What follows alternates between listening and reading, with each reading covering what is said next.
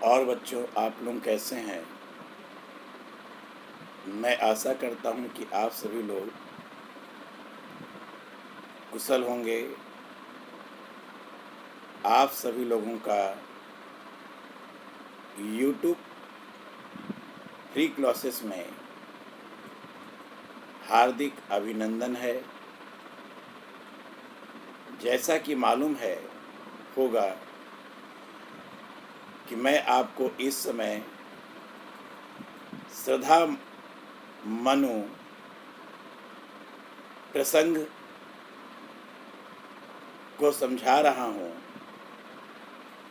तो उसी प्रसंग में आज उसके आगे की श्रृंखला में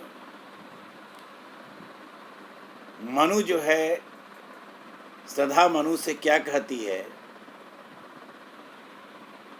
तप नहीं केवल जीवन सत्य, करुण ये क्षणिक दीन अवसाद, तरल आकांक्षा से भरा, सो रहा आशा का आह्लाद। श्रद्धा मनु से कहती है कि हे मनु, केवल तपस्या ही एकमात्र जीवन का लक्ष्य नहीं है,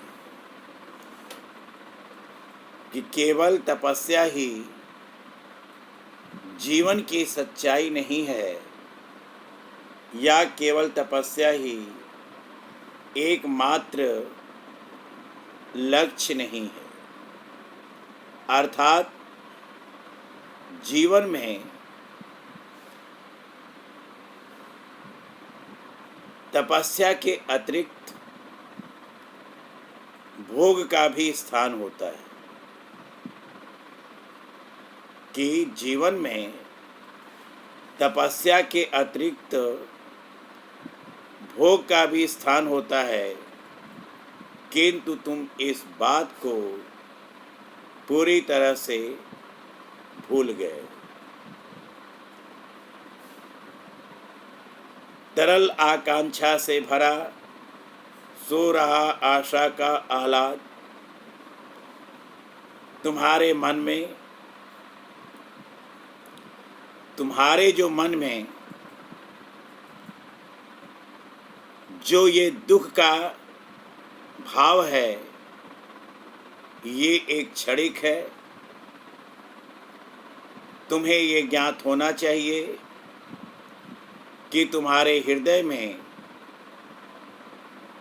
चंचल जीवन की आकांक्षाओं से भरा हुआ एक आशा का आनंद है, जो कि सुषुप्तावस्था में या सोए हुए अवस्था में पड़ा हुआ है। तुम्हें ये ज्ञात होना चाहिए कि तुम्हारे हृदय में जो चंचल जीवन की आकांक्षाओं से भरा हुआ आशा का आनंद सुषुप्ता अवस्था में पड़ा हुआ है, और यदि तुम्हारे मन में सांसारिक सुखों के प्रति आकर्षण की भावना होगी, तभी जो है वो आशा का जो आनंद है वो तुम्हारे मन में जागृत होगी। प्रगति के यौवन का श्रृंगार करेंगे कभी न बासी फूल, खिलेंगे वे जाकर अति शीघ्र, मिलेंगे वे जाकर अति शीघ्र, आह उत्सुक है उनको धूल। फिर जो है श्रद्धा मनु से कहती है कि हे मनु, ये जो प्रकृति सुंदरी है, ये नित्य नवीन और यौवन से परिपूर्ण है, और यह प्रकृति सुंदरी प्रकृति में नित्य खिले हुए ताजे पुष्पों से अपने रूप और यौवन का श्रृंगार करवाती है। कि ये प्रकृति सुंदरी प्रकृति में खिले हुए ताजे पुष्पों से अपने रूप और यौवन का श्रृंगार कराती है, क्योंकि करेंगे कभी न बासी फूल। बासी माने मुरझाए हुए। जो मुरझाए हुए फूल होते हैं वे प्रकृति सुंदरी का के रूप और यौवन का श्रृंगार करने में असमर्थ रहते हैं। मिलेंगे वे जाकर अति शीघ्र, आ उत्सुक है उनको धूल। क्योंकि जो मुरझाए हुए फूल होते हैं उनकी चाह मिट्टी को होती है। उन जो मुरझाए हुए फूल होते हैं उनकी चाह मिट्टी को होती है, या उनकी उत्सुकता मिट्टी को होती है। इसलिए वे जो है मुरझाकर पृथ्वी पर गिरकर धूल में मिल जाते हैं। ठीक उसी प्रकार जो व्यक्ति या मनुष्य अपने जीवन से निराश हो जाता है, उदास हो जाता है, खिन्न हो जाता है, तो उसकी भी दशा इसे मुरझाए हुए फूल के समान हो जाती है। एक तुम यह विस्तृत भूखंड प्रगति वैभव से भरा आनंद, कर्म का भोग, भोग का कर्म, यही जड़ का चेतन आनंद। फिर श्रद्धा जो है मनुष्य कहती है कि एक और तुम जो चेतन प्राणी होते हुए भी चिंताओं से पूर्ण तथा जीवन से निराश हो। एक तुम चेतन प्राणी होते हुए भी चिंताओं से पूर्ण और जीवन से निराश हो, और दूसरी तरफ आनंद के विकास के रूप में, या दूसरी ओर विभिन्न प्रकार के वैभव सुख से परिपूर्ण एक पृथ्वी या प्रगति वैभव से भरा आनंद, दूसरी तरफ विभिन्न प्रकार के प्राकृतिक धन संपदा आदि से भरा हुआ जो है यह प्रगति या पृथ्वी। फिर कर्म का भोग, भोग का कर्म। तुम्हें जो है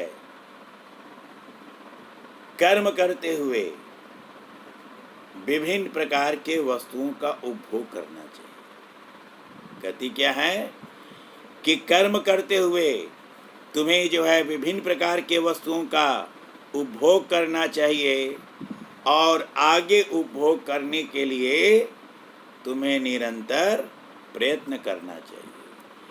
कि कर्म करते हुए वस्तुओं का उपभोग करना चाहिए, और आगे उपभोग करने के लिए निरंतर जो है प्रयत्न करते रहना चाहिए। क्योंकि यही जो है जड़ और चेतन का आनंद है। कहने का तात्पर्य है इसी से ही वास्तविक आनंद की प्राप्ति होती है और मनुष्य को सुखद फल की प्राप्ति होती है। अकेले तुम कैसे असहाय, यजन कर सकते तुच्छ विचार, तपस्वी आकर्षण से हीन, कर सके नहीं आत्म विस्तार। फिर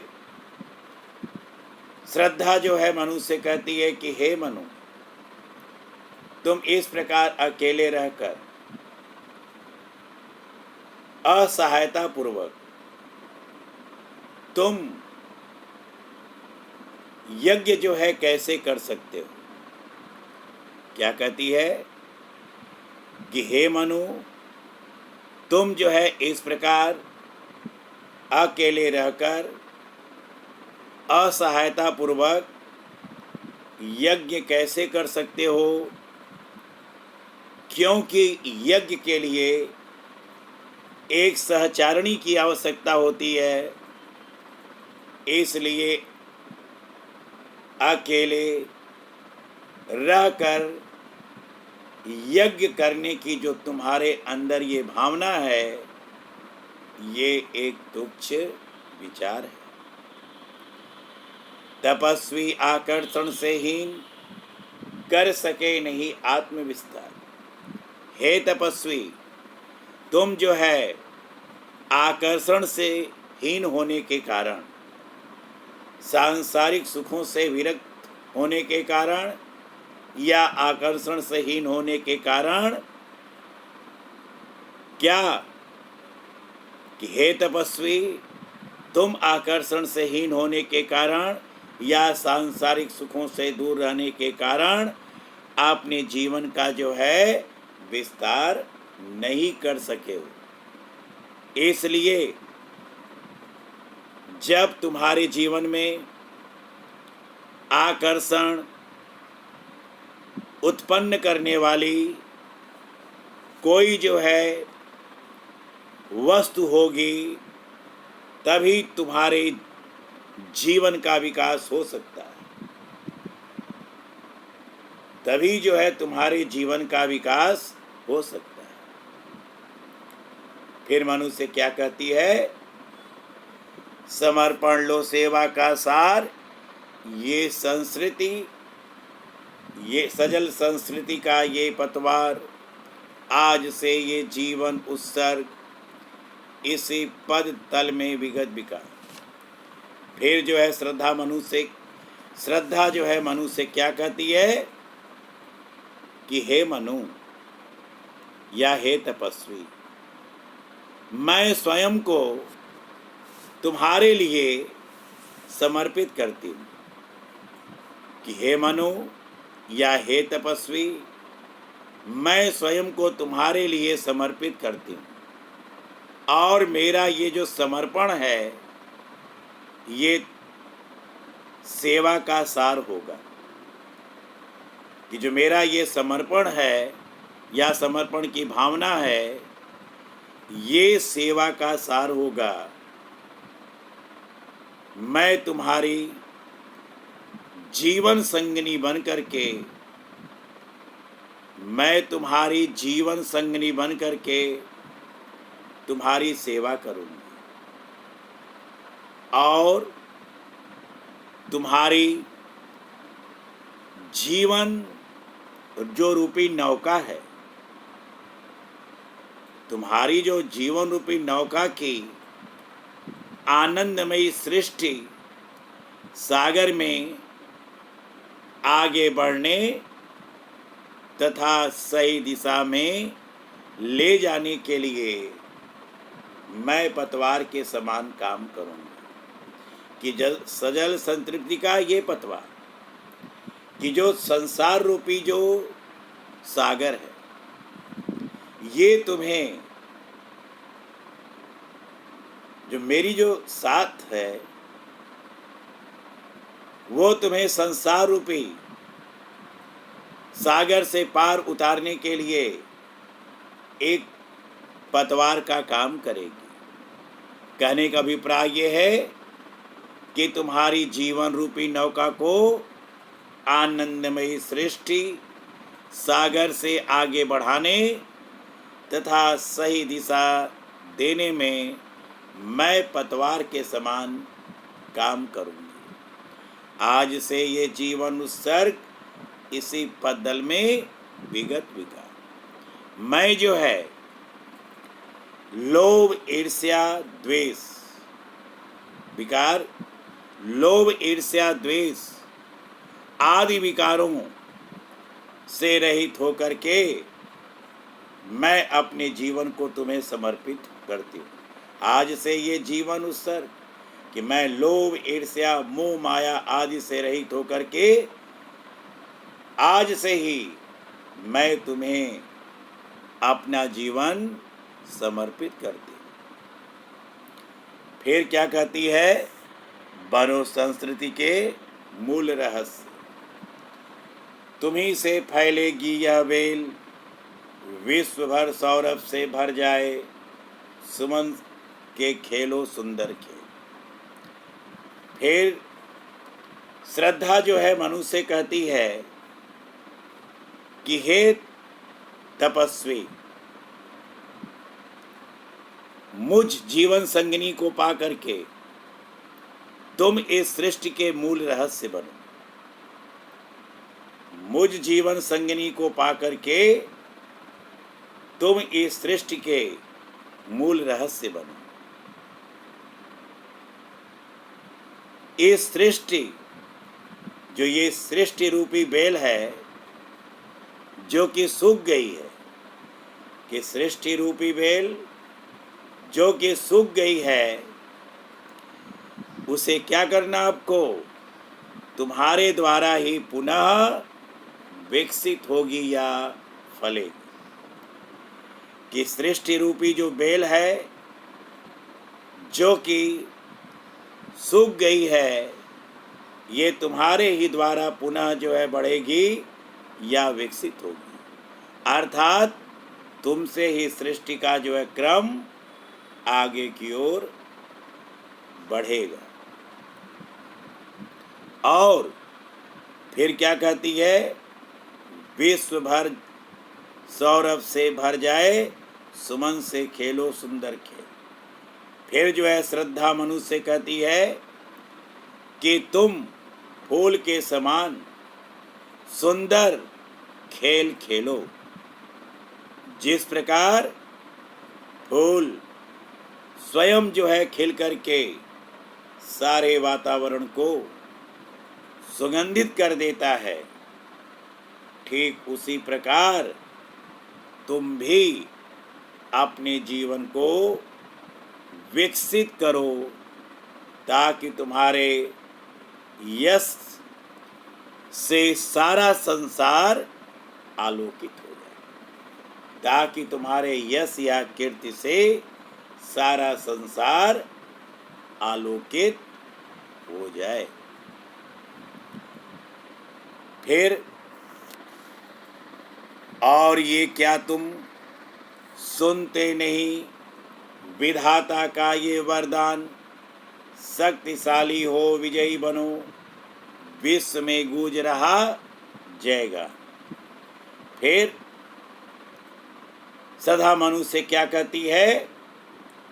हे तपस्वी, क्या तुम परमेश्वर के उस कल्याणकारी वरदान को नहीं सुन रहे हो?